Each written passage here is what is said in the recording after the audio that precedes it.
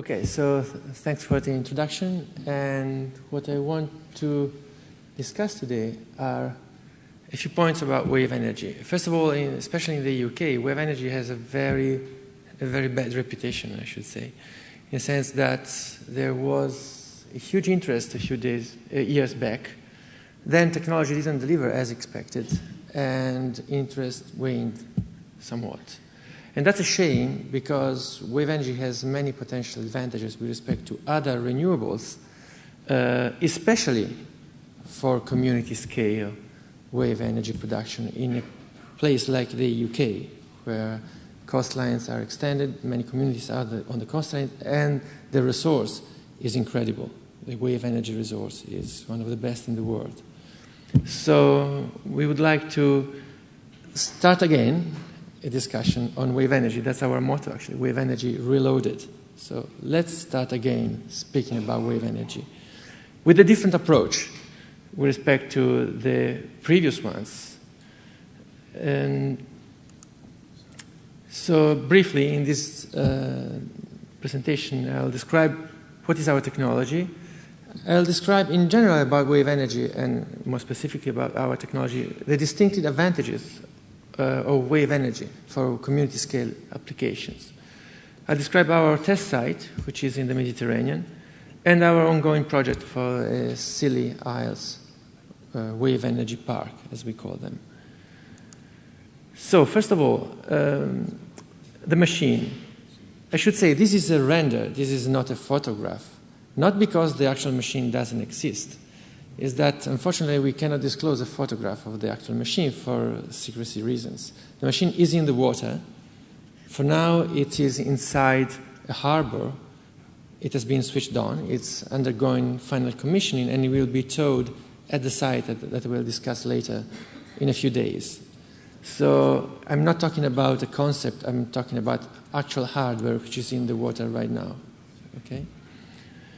But looking at the render, which is also useful because it's streamlined, so it helps in explaining, the machine is composed by a few components. There are the lower parts, which we call, in a very imaginative way, lower member, and the upper part, which, as you can guess, we call the upper member. And these parts are linked by this yellow, I don't know if you can see, they're painted in yellow in the drawing, lines, which are actually functionally like pistons. We call them TEP modules, transmission, electronics, and power. They actually contain all the stuff that means in the machine. Here there are only 4 represented. There are more than that, but as I said, unfortunately I cannot disclose that on the drawing. But the principle is that the upper member is kept closer to the surface, the lower member is deeper, and so the lower member moves less under the wave action because waves decrease exponentially with depth. So you get relative motion between these two parts, and you produce electricity out of that. Well, this is just, you could say, another way of handling wave energy, but it has one very crucial advantage. The fact that the upper member can be kept at the depth that we want. It can be kept close to the surface when the seas are calm or not rough. When the seas increase in energy, the upper member is automatically, by the machine, lower at a deeper depth. That means that this allows you to expose the structure only to the loads that the designers put in. The machine is always exposed to nominal loads, not to exceptional ones. And when you are at sea, exceptional means really exceptional. You have every once in a year or every 2 years a phenomenon in which 1,000 times the average energy is thrown at your device. So if you don't do something like this, you have to over-engineer the structure to survive this spike in energy. That means incredible costs and means failures. As I said, unfortunately, the industry has been plagued by many of these high-profile failures. Because even if you're a very good engineer, when you put something on the surface, it will break down when the good storm arrives. I mean, offshore platforms can cost in the billions of euros or pounds because they have to survive on the surface no matter what. But you cannot expect a power plant to cost that much. So you have to take a different approach, and that's what they've done. So the machine is never exposed to exceptional loads. Here you have some general numbers on the structure. I think you can get the presentation later if you want. So let's skip through that. And so as I said, the crucial part of this machine is that you don't have to design to exceptional loads. That means lower capex, lower O&M, simpler installation, and in the end means lower cost of energy. Okay? So this is the first machine, as far as I know, that is commercially viable in the realm of wave energy. And this, again, is not a in principle concept. We already sold several of these to private companies and also to a big utility. So these machines are lightweight. They are not sea monsters. That's one of the reasons why we didn't choose a fancy and sexy name like a dragon or something like that. This is just a power plant, okay? R115 is just something that produces energy in a very standard and boring way. That's what it should do, right? So one of the other features of this machine is that it can be installed by very small equipment. This is a reasonably small crane, 100 tons, so something that you can find source basically anywhere, which is lowering the lower member in the water. Think of doing this with other approaches to wave energy, but even with wind energy, okay? We are in a different realm altogether in terms of size and simplicity of handling the machine. So this is for the machine. If you want more details, we can discuss that after an NDA. And so what about wave energy? Why is energy good for communities? I mean, first of all, the statistical distribution of wave energy is much smoother than that of wind and also that of the sun, solar energy. Having a smoother power source, resource, helps you in having a smoother output to the grid. And this is very useful, especially when the grid is small, is not as robust as the high voltage grid, which often happens in isolated communities, which maybe have a connection to the grid, but is not that powerful. And so the grid could be destabilized by a renewable source, which is not smooth enough. That happens usually with wind. Wind is very noisy as a source of renewable energy, and so it hammers the grid a lot. Also for solar, I mean, there are standard parameters. You cannot install a PV plant in an isolated grid in excess of a certain percentage of the average loads, which usually is, 20% or something, unless you do something which is very expensive to stabilize the loads in the grid when the sun kicks in. So having a smoother source helps in that. You can think of this, the machine, if there is an extra production, the machine just simply sinks out of the way. So you never risk overproducing with respect to your nominal power. A machine like R115 could produce in excess of 1 megawatt on the surface. It's not designed to do that, but in principle, by its size, it would do that. But that would be unuseful, especially in an isolated grid. You have a spike of 1 megawatt once in a year, and what do you do with that? Okay? You have to dimension the whole infrastructure to take that megawatt every now and then. That's very expensive and not useful. It's much better to have a smoother, flatter production that is closer to the actual consumption of the grid. So, okay. I think some of these are already said. So the linking of survivability from efficiency. A wave machine is something which has to take all the energy that it can take because it has to produce electricity from that. But it has to survive. So it has to take not too much of that energy. So these two goals are conflicting in a device which sits on the surface. With our approach, you delink these two main goals of the technology. You can be efficient, but also you can survive the extreme events. So,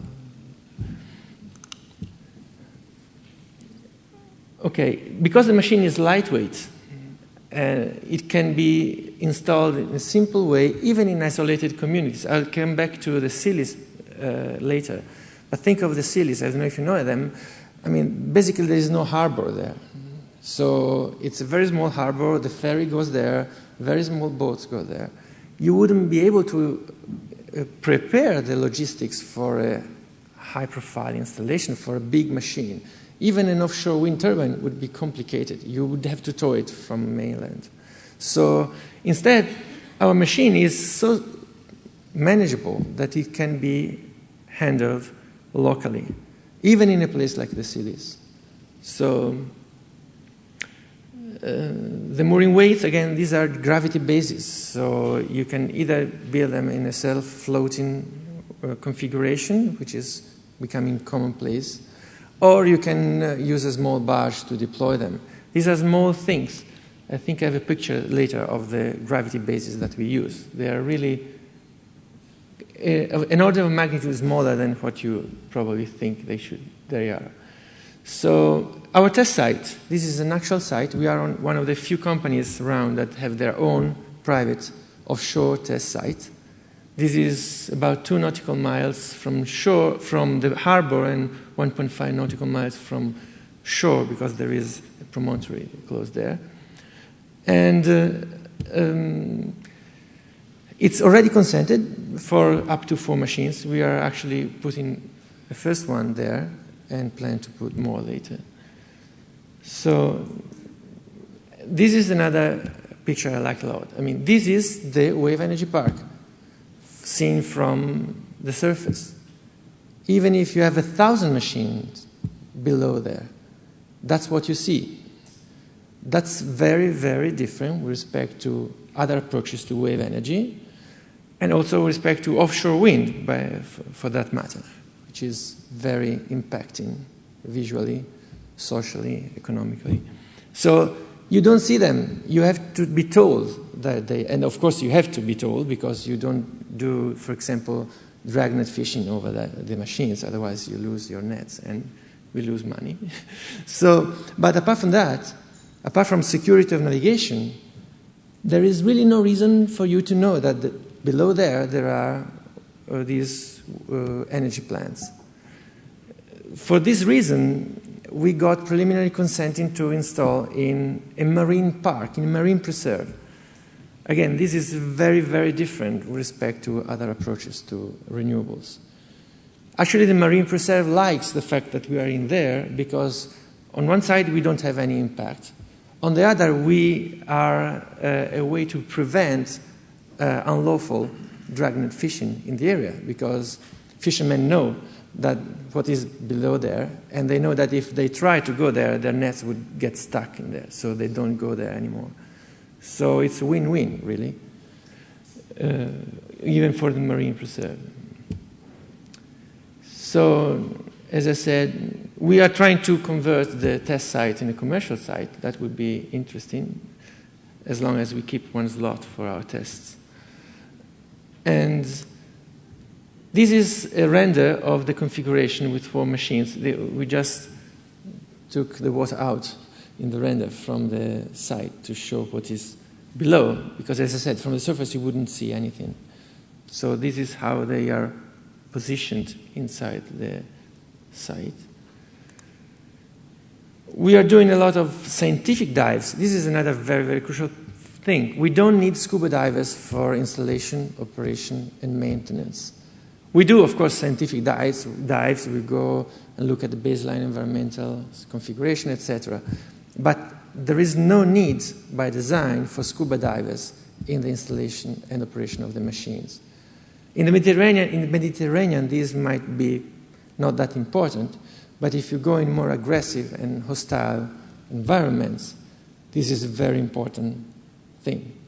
Actually, the utility to which we are selling the machines put this as a prerequisite for buying. They wanted a power plant which didn't need offshore use of scuba divers for the machine, for good reason. Okay, this is what actually I've been saying right now. As I said, this is the gravity base. I mean, it's really a rock. I mean, a piece of concrete, very small. I mean, it can be handled by a small barge. And actually, that's the way we did in this case. We used a small barge because where we are in Tuscany, there are reasonably large ports which have barges available. So it was the quickest and simplest way to do it. You could use a self-floating gravity base if the barge is not available. For example, in the Scillies, we are considering that because to bring a barge in the Scillies might be complicated. So it's simpler to use a self-floating, a self-sinking gravity base. But you see, I mean, this is a small barge. This is 10 times smaller than what you need to install offshore wind turbines. It's something you can source basically in any commercial port. Okay. This is a render. This hasn't happened yet. So the towing of the machine from the harbor to the test site. This is a render because we don't have the picture. But this is going to happen in a few days. And as I said, you just need a small towboat. I mean, you don't need large special purpose boats for the installation. You tow the machine at the site, and you connect it to the mooring and you sink it. The machine is built to do this, to go up and down in the water column. It does it continuously. So installation is just another phase of this procedure. Okay. 2 minutes. Yeah. So communities. Well, communities can use wave energy in an effective way, especially this size of machines, 150 kilowatts. We are developing a 2 megawatt machine for our utility customers, but that's too big for a community probably, unless it's a large community. So the 150 kilowatts machines are, we think, in the sweet spot for community scale installations. You install 3, maybe 4 of them, and that's it. But of course, if you need more, it doesn't make sense to use many of these. You just use fewer of the 2 megawatt units. So high availability, high capacity factor, these are crucial things for small grids. High capacity factor is not just something which makes your business plan better. It's something which stresses less the grid and gets your power plant closer to your actual needs. Okay.